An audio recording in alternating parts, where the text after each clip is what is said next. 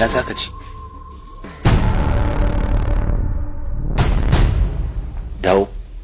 Dawo tukunna. Na ce ka dawo.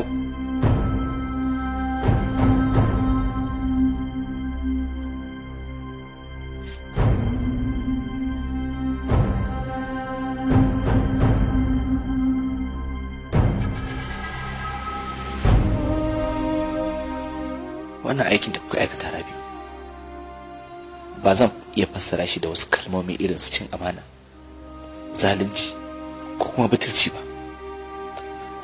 Babu wata kalma da zan iya alakanta wannan mummunan al'amari da na gani da idona yau.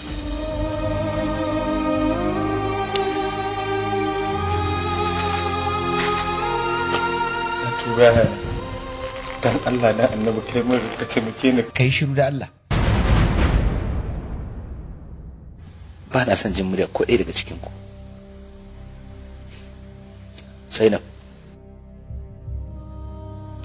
ina son ki faɗa min tsawon lokacin da kuka yi cikin wannan ƙazantacciyar rayuwa.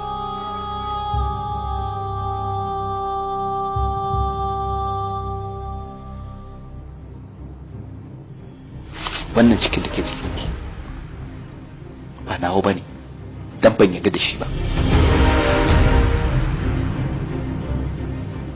Amma na amince da cewa jini na ne, tunda jinin dan uwana ne.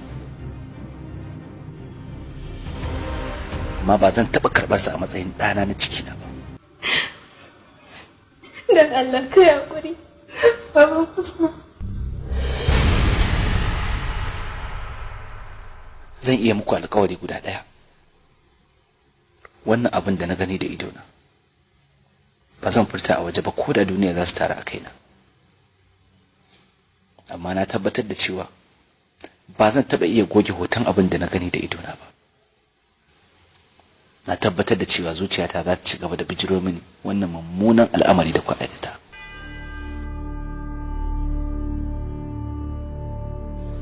Wataƙila kuma baƙin cikin shi zai zama ajali na. Misalin abin da ya faru yau misali ne wanda faruwar irinsa ya yi karanci a duniya, musamman idan aka yi la'akari da yadda na yadda da kai da kuma fifita son ka fiye da duk wani dan uwana.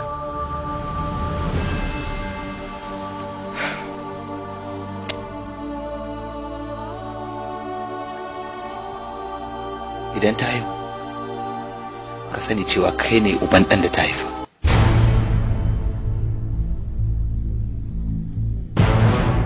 Ki kuma ki koma gidanku da zama.